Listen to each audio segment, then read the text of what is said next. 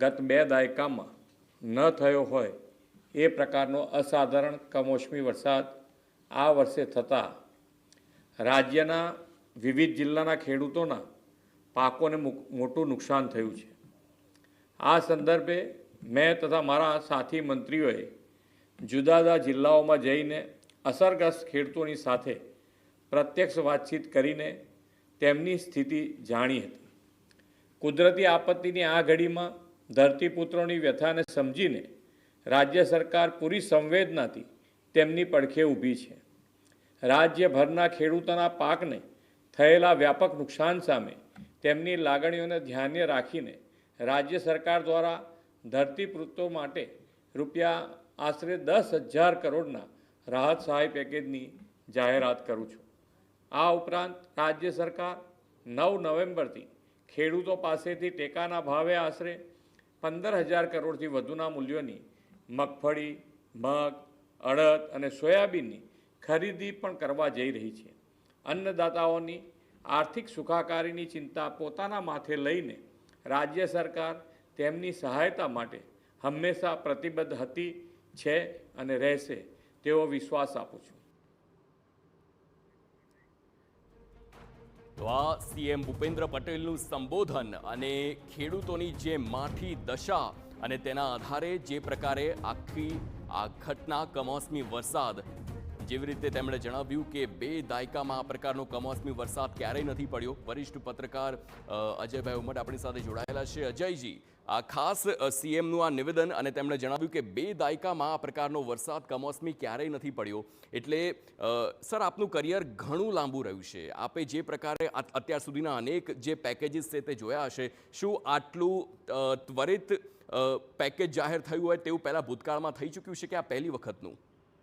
ના, જો ભૂતકાળમાં અનેક સરકારોએ રાહત પેકેજો તો જાહેર કર્યા જ છે। અમરસિંહભાઈ ચૌધરીની સરકારે પણ કર્યા છે, ચીમનભાઈ પટેલના વખતમાં પણ થયા હતા, કેશુભાઈના વખતમાં પણ સતત 3 વર્ષ સુધી દુષ્કાળ થયા હતા। એટલે કિસાનો માટે પેકેજ તો અવારનવાર બધી જ સરકારોએ જાહેર કર્યા છે, પરંતુ આ વખતે હું માનું છું કે 1 સપ્તાહના સમયની અંદર સરકારે જે રીતે આ રાહતનું પેકેજ જાહેર કર્યું છે, અને માત્ર રાહતનું પેકેજ નહીં, જો 10,000 કરોડ રાહતનું પેકેજ પણ છે અને 15,000 કરોડનું ટેકાના ભાવે ખરીદી કરવાની જે સરકારે અગાઉ જાહેરાત કરી હતી 2 દિવસ પહેલા, મને એવું લાગે છે કે આ સરકારની જે જાહેરાત છે એ તો આવકારદાયક છે ચોક્કસ, કારણ કે તમે 100% ખરીદીનો કોઈ ગેરંટી આપી શકતા નથી, પરંતુ હવે સરકારે જે જાહેરાત કરી છે એ જાહેરાતનું સાચા અર્થમાં, જેને કહી શકીએ ને લેટર એન્ડ સ્પિરિટ, સાચી ભાવનાથી અમલીકરણ થાય એ તકાદો છે।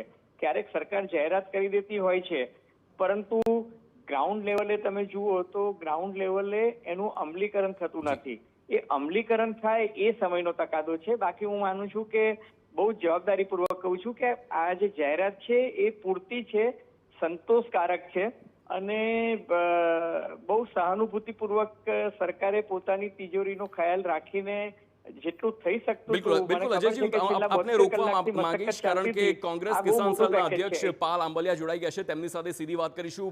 પાલભાઈ, આપનું સ્વાગત છે TV9 પર। જે પ્રકારનું જે રાહત પેકેજની જાહેરાત કરવામાં આવી છે, 10,000 કરોડનું આ રાહત પેકેજ, કેવી રીતે જોઈ રહ્યા છો આપ? હું પહેલા તો એ કહીશ કે આ 10,000 કરોડ રૂપિયાની સરકારે જાહેરાત કરી છે। મારો સીધો સવાલ એ છે કે ગુજરાતના 56 લાખ ખેડૂતોની છેલ્લી 7 સિઝનથી કમર તોડી નાખી છે કુદરતે। 7 સિઝનથી કાં તો માવઠું, અતિવૃષ્ટિ, કમોસમી વરસાદનો માર સહન કરે છે, અને હમણાં જ હું ભૂલતો ના હોઉં તો લગભગ અજયભાઈ જ હતા, એ જે કહેતા હતા એ મુજબ ગુજરાતના ખેડૂતોની સરકારે જાહેરાતો કરી છે પણ સામે આપ્યું નથી। ગયા વર્ષે જ જે અતિવૃષ્ટિની 1,769 કરોડની જાહેરાત કરી પણ 500 કરોડે ચૂકવા નથી। પણ એના કરતા સવાલ એ છે કે ખેડૂત આ શું કામ પોતાનું દેવા માફીની માંગ કરે છે? એના 2 કારણો છે। એક, સરકારે પાક વીમા યોજના બંધ કરી દીધી। જો પાક વીમા યોજના હોત તો દેવા માફીની માગણી જ ના કરવી પડત। હું ઉદાહરણ આપું, 2019માં અતિવૃષ્ટિમાં ખેડૂતોને 10,000 કરોડનો પાક વીમો મળ્યો તો પાક વીમા કંપનીઓ પાસેથી, અને બાકીનું છે એ આજની તારીખમાં હાઈકોર્ટમાં અમે લડીએ છીએ, તો 10,000 કરોડ તો વીમા કંપની આપવા પડ્યા હતા, અને એનાથી 4 ગણો કમોસમી વરસાદ થયો છે। તો 4 ગણો પાક વીમો ત્યારે જે 10,000 કરોડ હતા 2019માં, એની સામે 5 વર્ષમાં મોંઘવારી પણ વધી છે. બીજું, ત્યારે સરકારે 3,750 કરોડની જાહેરાત પણ બીજી વધારાની કરી હતી, એટલે પાક વીમો મળ્યો હતો અને SDRF NDRF મુજબ 3,750 એટલે આપના કરોડ પ્રમાણે આ રૂપિયા હતા. 10,000 કરોડનું જે પેકેજ છે અપૂરતું કહી શકાય? હાર્દિકભાઈ, હું કારણો આપું છું ને અપૂરતું શું કામ છે એના. જી, હું કહું છું, મારી વાત પૂરી કરું. બીજું, જે હમણાં જ તાજેતરમાં જ ઘટના બની કે LIC ને કહી અને 33,000 કરોડ રૂપિયા એકલા LIC ને આપી શકાય છે. 25 લાખ કરોડ રૂપિયા 11 વર્ષની અંદર નરેન્દ્ર મોદી સરકારે ઉદ્યોગપતિઓના માફ કર્યા છે. નરેન્દ્ર મોદી સરકારે આ 11 વર્ષની અંદર કોર્પોરેટ ટેક્સ જે 30% હતો એ ઘટાડીને 22% કર્યો છે. એટલે આ 8% કોર્પોરેટ ટેક્સ ઘટ્યો, એના કારણે દર વર્ષે 4 લાખ કરોડ રૂપિયા ઉદ્યોગપતિઓ માટે સરકારે જે મળતા હતા એ જતા કર્યા છે. એ 11 વર્ષનો હિસાબ કરો તો 44 લાખ કરોડ રૂપિયા થાય.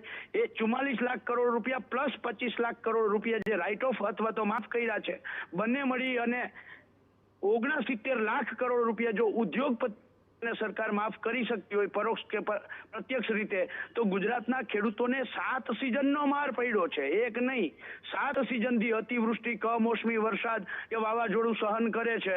સરકારની નઠારીઓ જાહેરાતો આવે છે, મળતું કંઈ નથી.